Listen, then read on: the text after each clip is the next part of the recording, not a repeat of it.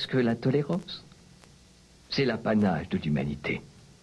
Nous sommes tous pétris de faiblesses et d'erreurs. Pardonnons-nous réciproquement nos sottises et la première loi de la nature. Il est clair que tout particulier qui persécute un homme, son frère, parce qu'il n'est pas de son opinion, est un monstre.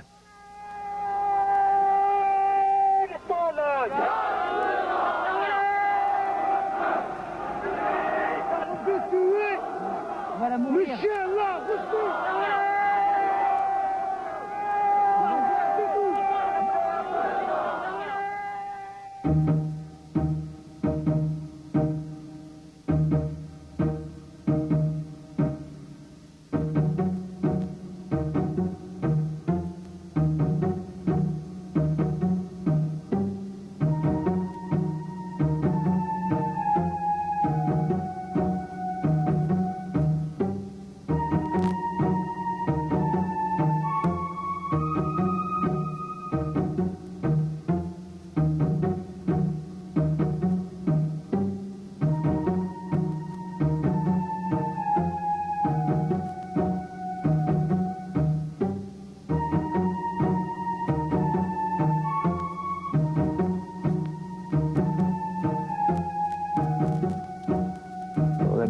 On dégorge, Rushdie se cache, et puis ailleurs ça ne va pas mieux, et parce que nous croyons qu'il y a une opposition entre le retour de l'intégrisme et la soi-disant démocratie planétaire fondée sur la marchandise, et nous constatons que ce n'est pas comme ça, et que peut-être d'ailleurs les deux phénomènes sont très imbriqués.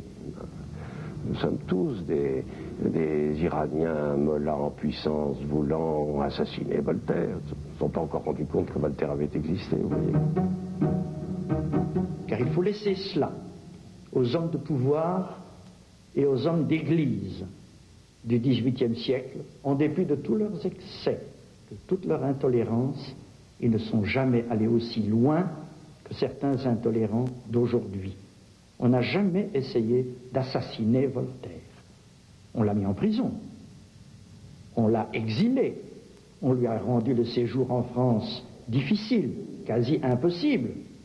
Mais on ne s'en est jamais pris à lui. Voltaire a été brûlé, ses œuvres, j'entends, à Genève, à Rome, à Madrid, à Paris. Il y a dans l'exercice de plume de Voltaire constamment cet enjeu de risque. L'œuvre est lue, elle est admirée, mais elle est constamment en risque d'interdit. Tout d'apprendre à penser. Tout homme peut s'instruire. Il est honteux de placer son âme entre les mains de ceux à qui vous ne confieriez pas votre argent. Osez penser par vous-même.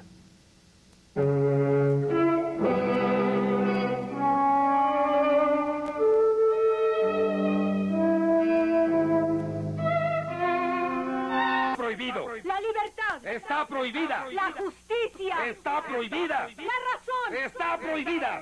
Prohibida. Prohibida. Prohibida.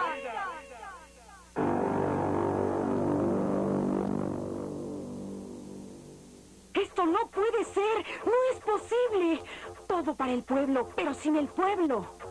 El rey y la aristocracia no son designados por Dios. Detengan a esos revoltosos que no creen en Dios ni en su rey. Hay que acabar con el injusto orden social establecido. Quemen esos libros de los enciclopedistas a la basura con la enciclopedia. ¿Los enciclopedistas? ¿Qué tiene que ver la enciclopedia con la libertad o con la justicia? Ahí están las ideas. Ahí están escritos los pensamientos que pueden ser muy peligrosos.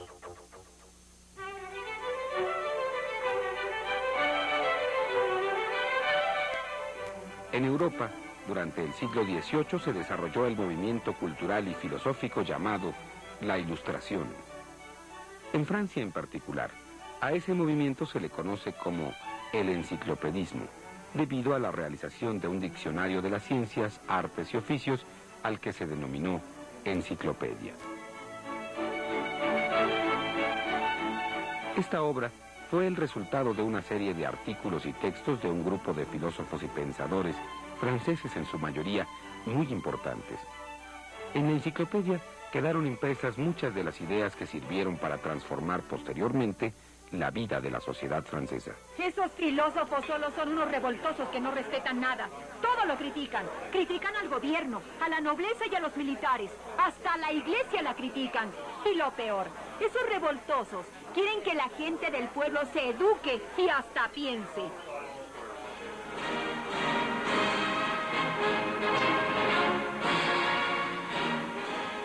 Por las ideas que promovieron, los enciclopedistas son considerados como los precursores de la Revolución Francesa.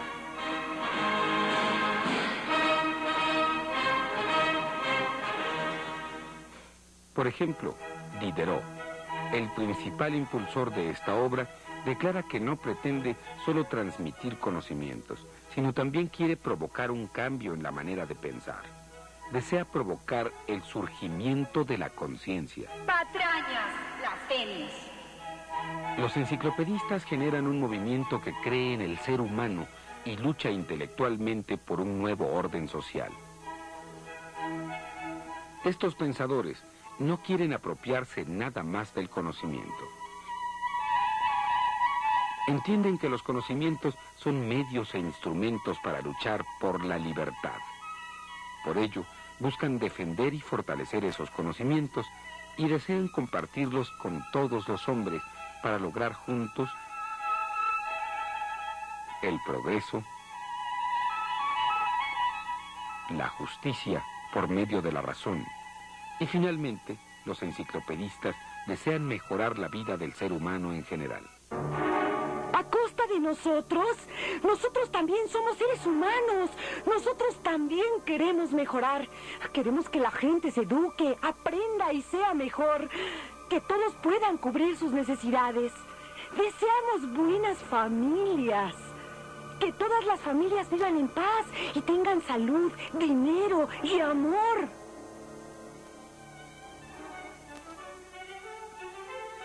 Cabe aclarar que los enciclopedistas, aunque no compartían en general la posición del rey y la aristocracia, tampoco tomaban mucho en cuenta al pueblo. Es más factible decir que posteriormente fueron los líderes populares quienes tomaron muy en cuenta las proposiciones de aquellos. Pues claro, si esos revoltosos solo son movidos por la envidia y por los burgueses, que quieren el poder político además del económico, y desean el control ideológico, pues pretenden liberarse de la religión. Y lo peor, se dedican al estudio y a la aplicación de las ciencias naturales y de las ciencias exactas. Ateos y científicos.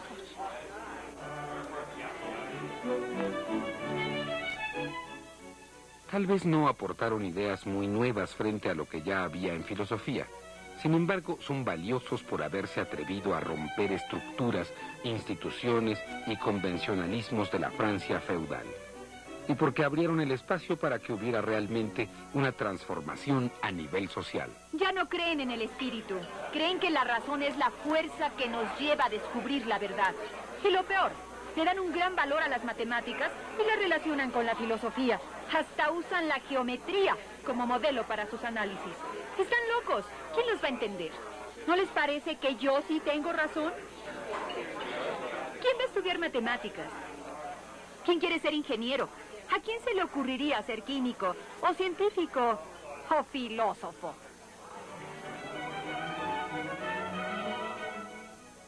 El fundador y principal escritor de la enciclopedia fue Dionisio Diderot. Su mejor oportunidad de trabajo fue cuando se le asignó la redacción de la enciclopedia, que terminó en casi 20 años. Entre sus ideas destaca la de que todo cambia. El orden de la naturaleza no es estático y por eso no podemos dar una verdad absoluta, válida para siempre. Por ello, el pensamiento tiene que mantenerse abierto a nuevos puntos de vista y a nuevas realidades. Diderot trabajó muy de cerca con otro personaje importante, un gran matemático llamado Jean Le Rond d'Alembert, quien construye una filosofía puramente científica, lejos de cualquier principio metafísico o incomprensible. Le daba una gran importancia a lo observable, a lo concreto, a lo verificable, mucho más que a cuestiones abstractas o imposibles de conocer. Por eso eso no creía en Dios. ¿Qué esperaba? ¿Que un día viniera a saludarlo?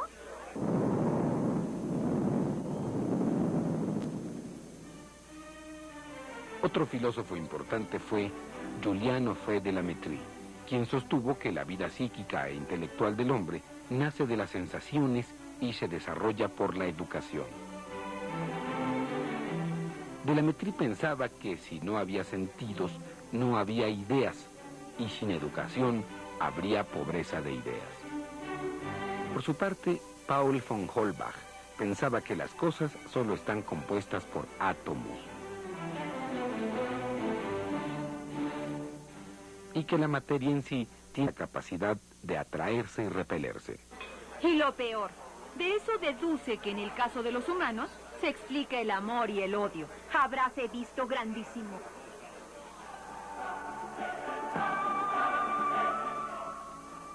En su explicación de la naturaleza excluye totalmente a Dios. Para él, la religión es enemiga de la felicidad y del progreso. Afirma que la ignorancia y el miedo de los seres humanos crearon a los dioses. La religión era vista por él como un instrumento de la tiranía política, la cual debía ser derribada. Aunque von Holbach no simpatizaba mucho con la idea de una revolución. Vaya, por lo menos uno sensato. Otros enciclopedistas y filósofos o pensadores destacados fueron Pierre Jean-Georges Cavani y Etienne Benoît de Condillac, quien entre otras obras escribió un tratado de las sensaciones. Inmorales, pecaminosos, que los arresten.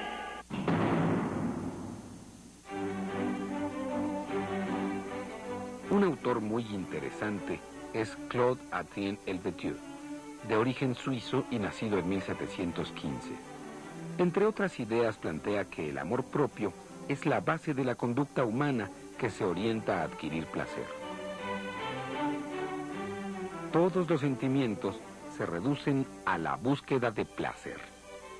El interés personal es lo que mueve a la conducta de los seres humanos.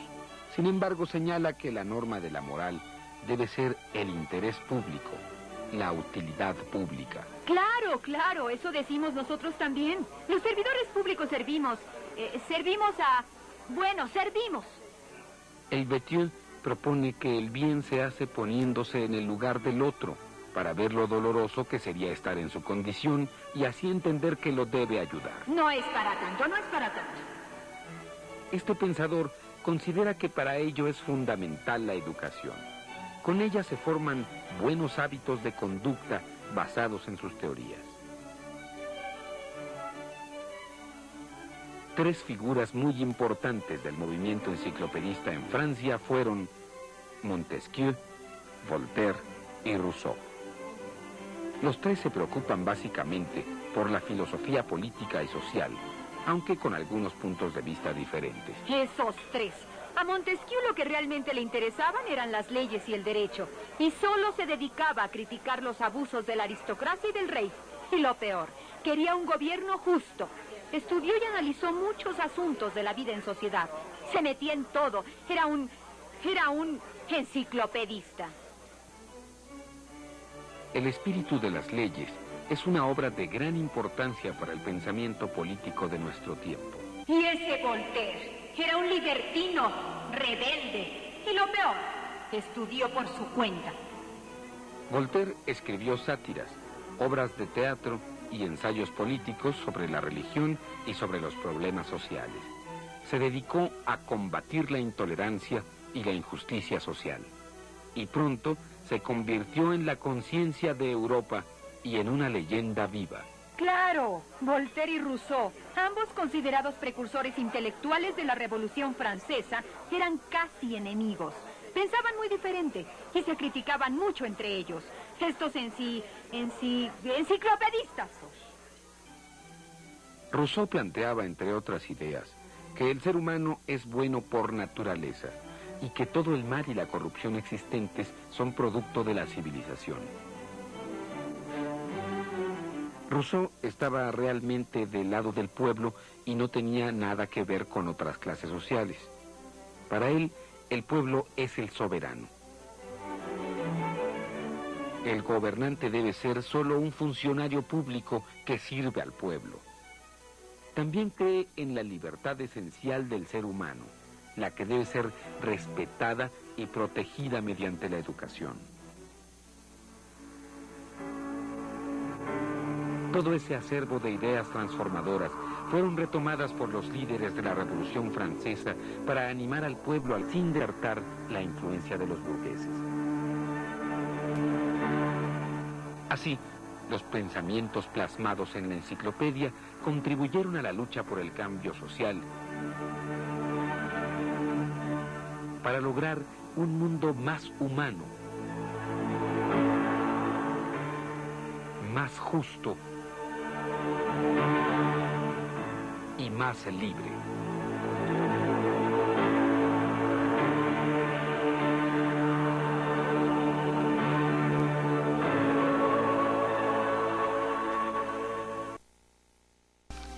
Escritor y filósofo. Sí, soy un hombre del siglo XVIII, al que llamaron el siglo de las luces. Conocí a Diderot, D'Alembert, Voltaire, todos los enciclopedistas. Varios de ellos fueron mis amigos íntimos, hasta que una inevitable controversia nos separó. Su confianza en el progreso de la civilización no correspondía con mi fe en la bondad inherente de todo hombre. Mis ideas sobre Dios, los hombres, la civilización y la justicia me dieron mientras vivía una fama enorme y tal vez también la gloria. Pero he pagado muy caro esa fama, créanme. Ah, Madame de Luxemburgo está aquí. Madame. Ah, ¿cómo está? Hemos estado esperando noticias de usted durante días, pero no llegan. Oh, no, debo irme. ¿Cómo alaban al eminente autor de la Nueva Eloísa? El hombre que habla con tanto encanto sobre la virtud y escribe amorosas palabras con sensibilidad. Usted es una celebridad y se esconde. Mis medios son modestos, como sabe, y no me permiten pasear por toda la ciudad. Y mis principios, al igual que mi situación, me obligan al trabajo. Para mí eso es esencial. Debo ganar mi propio pan. Conozco su orgullo. Pero me ofende que la publicación de sus trabajos no le haya traído riqueza. Ese editor holandés, el señor Rey, en quien tiene tanta confianza, se hace rico a sus costillas. Y me han dicho que usted acaba de darle un nuevo trabajo. Así es. Usted sabe lo absolutamente injustas que son las relaciones entre el hombre y la sociedad. Por todas partes el débil está subyugado por el fuerte. No, llegó el tiempo de definir un nuevo código. Y es lo que pretendo con mi contrato social. El rey me obligó, insistió en publicarlo, me lo suplicó y yo acepté. Yo no le permitiría controlar a Émile. Es en Francia donde su sistema de educación debe dar frutos. ¿Publicar aquí? Sería censurado por esos torpes de la Sorbona a quienes ni menciono. Sí, es verdad que esta religión natural pueda molestar a los líderes religiosos que usted imagina. Y tal vez necesite suavizar un poco los términos de su profesión de fe. Jamás lo haré. No cambiaré ni una palabra, aunque me rogaran de rodillas, créame.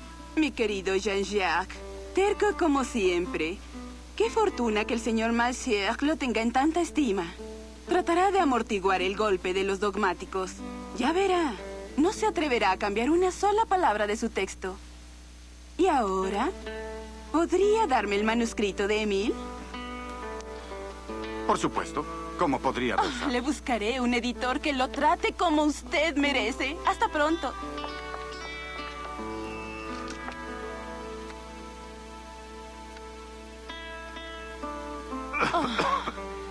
Tenga calma, por favor.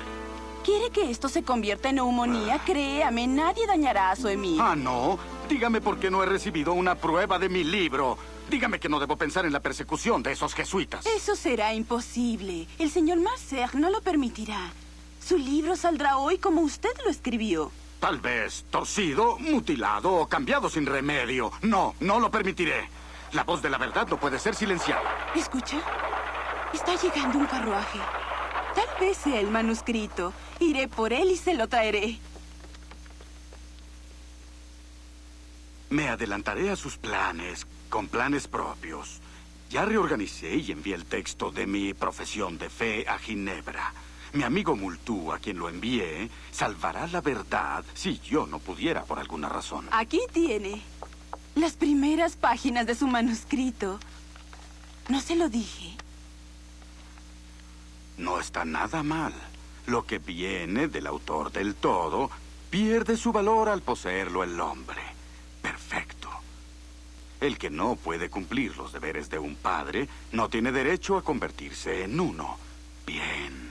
Aún así, estoy preocupada. ¿Qué? ¿Por qué? Hubiera preferido que no firmara este trabajo. ¡Oh, no! Este libro llevará solo mi nombre. Cuando un hombre defiende la verdad, debe prepararse para dar su vida.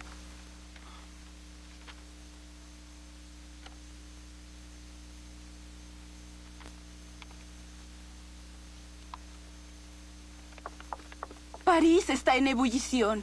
Su contrato social ha sido requisado. Se ha prohibido en Francia. Emile crea tumulto. Se ha convertido en un escándalo. Los jesuitas no se contentan con quemarlo. Exigen que el autor sea arrestado. Y usted, en lugar de escapar, colecciona estas hierbas como si nada ocurriera. ¿Acaso está usted demente? No tengo de qué avergonzarme.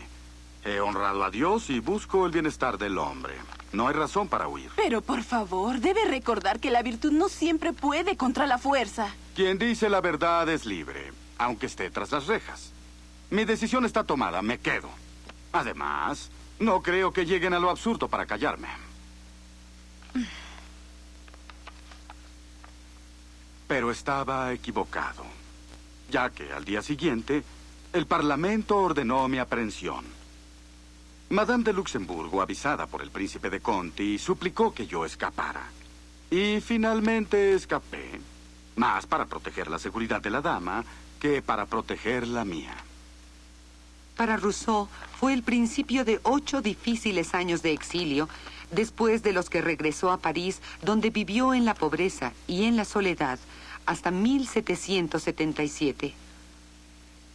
Reescribiendo las confesiones y los sueños del caminante solitario, Jean-Jacques Rousseau murió el 2 de julio de 1778. Sus ideas y sus obras han sobrevivido porque en sus confesiones ante el mundo reveló exitosamente la esencia de la naturaleza humana que hay en cada uno de nosotros.